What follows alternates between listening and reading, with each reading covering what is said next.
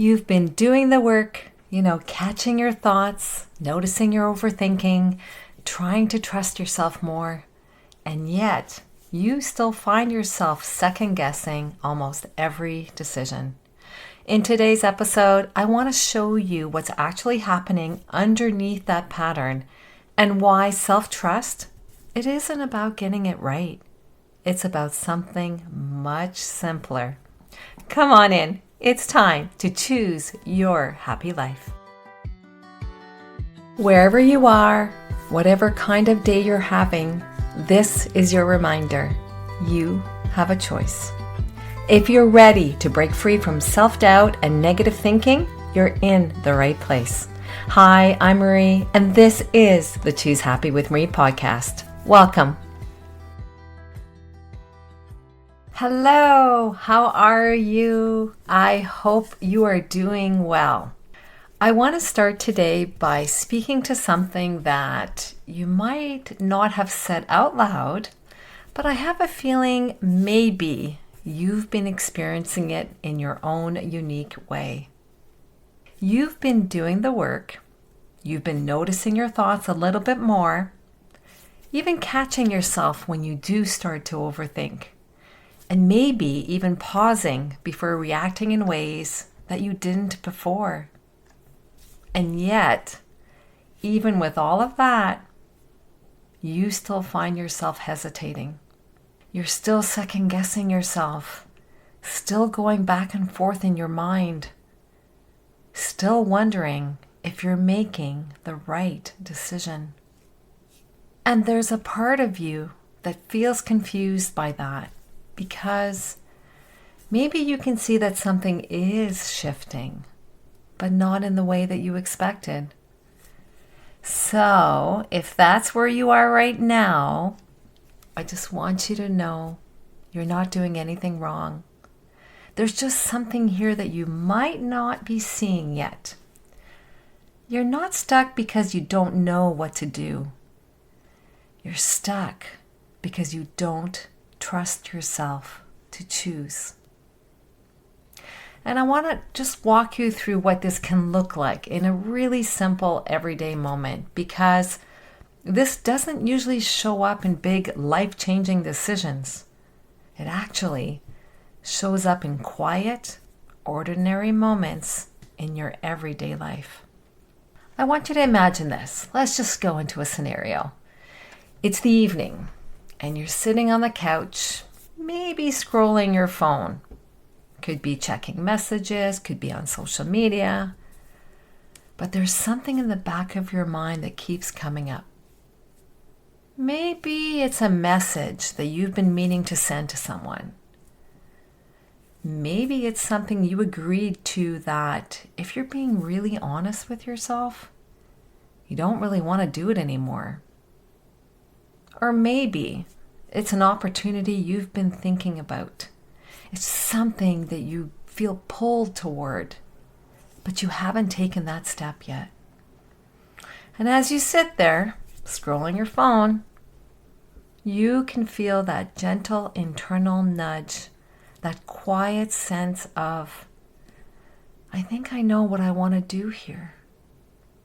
But almost as quickly as that thought appears, another voice comes in and starts questioning it.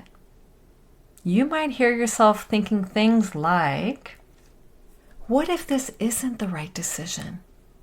Or, what if I regret this later? Or, what if this affects someone else in a way I didn't intend? And before you know it, you're no longer connected to that initial sense of knowing. You're in your head, going back and forth, trying to analyze it, trying to figure it out, trying to land on the right answer. Does that sound familiar? And so you wait. You think about it a little longer. You tell yourself you'll decide later. Or you make a decision, but it feels like it came more from pressure or fear than from a place that actually felt like you. And that moment right there is what I want to bring your attention to. Not because you didn't know what to do, but because you didn't trust yourself enough to choose it. And this is where I want to gently connect something for you, especially if you've been listening to the episodes from these past few weeks. You've already started noticing your self-doubt in a new way. You've begun to see how your mind can pull you into overthinking, how it can keep you circling around the same decisions without actually moving forward. And you may have also recognized those moments where you genuinely want to follow through on something, and yet you don't. And it leaves you feeling like you've left yourself down yet again. And when you look at all of that together, it can be very easy, to come to the conclusion that I just need to try harder, or I need to be more disciplined, or I need to figure out a better way to be consistent. But what if none of that is actually the root of the problem?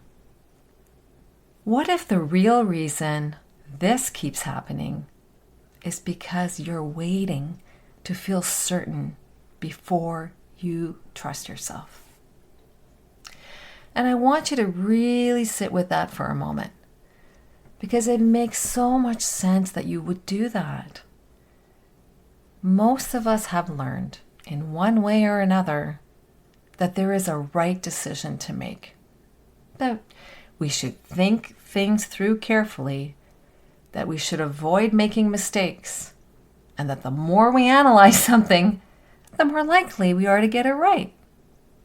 So of course, you and I, we've been trying to figure it out before we start choosing. Of course, you've been waiting to feel more sure. Of course, you've been listening to that voice that tells you, pause, reconsider, think about it one more time, maybe next month, maybe next year. But here's the shift that begins to change everything. You ready? You don't build self-trust by getting it right.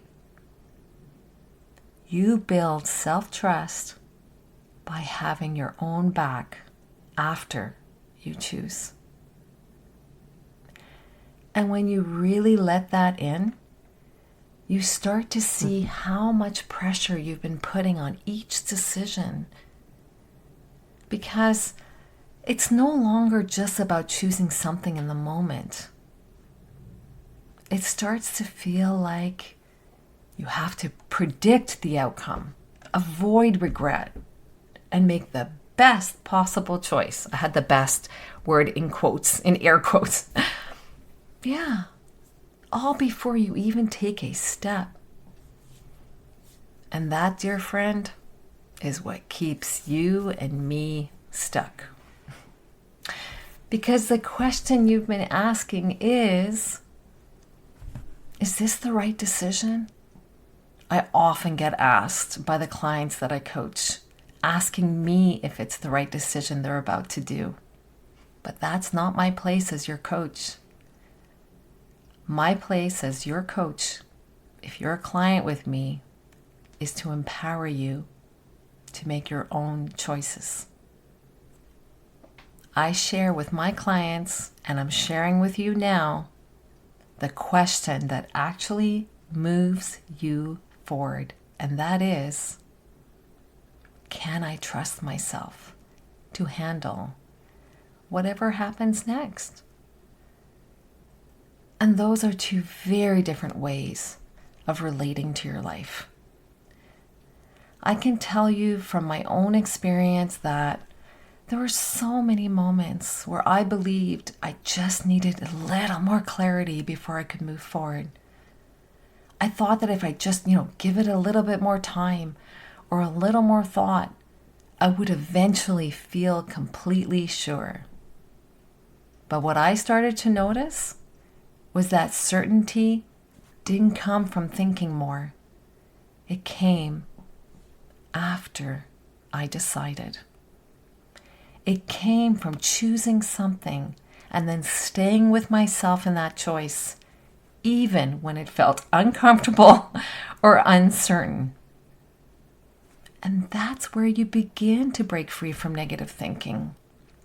Not by getting rid of the thoughts, not by waiting for them to stop, but by no longer allowing them to be the thing that makes your decisions for you.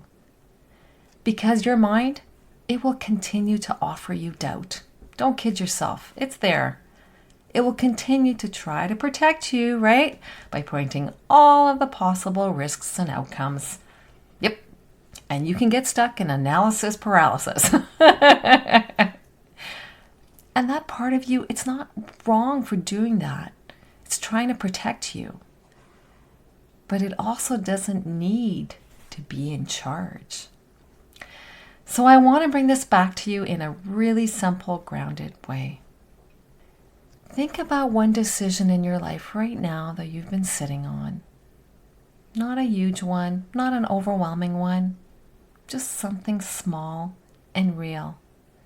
Something where, if you're honest with yourself, you already have a sense of what you want to do. And instead of asking yourself if it's the right decision, what would it feel like to just simply choose? To make a decision without needing to feel completely certain first. And then to just let yourself stay with yourself in that decision. To support yourself in it. To remind yourself that you can handle whatever comes next. Because that is how self-trust is built. It's built in these quiet, everyday moments where you stop abandoning yourself in the process of trying to get it right and start choosing with yourself instead. And over time, something begins to shift. And it's not because your thoughts suddenly disappear, those negative thoughts, but because they no longer have the same power over you. You start to feel more steady, more grounded, more capable of moving forward, even when things aren't perfectly clear. And that, my dear friend, is what allows you to create a life that actually feels like yours.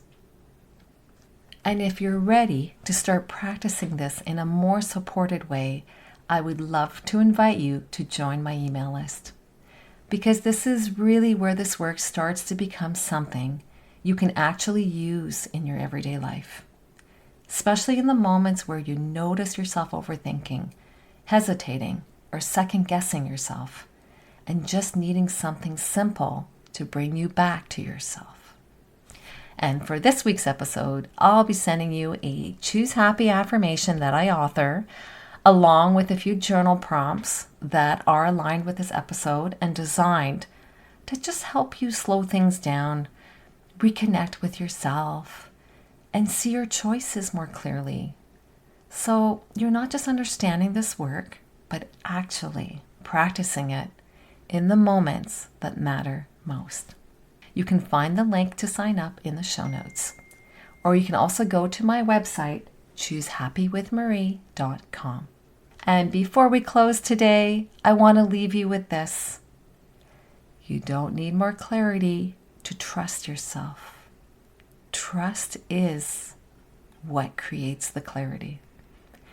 Every time you choose differently, you're choosing your happy life. And that's exactly what I want for you, me, and all of our members here at Choose Happy. And on that note, wishing you a wonderful week choosing happy. Cheers!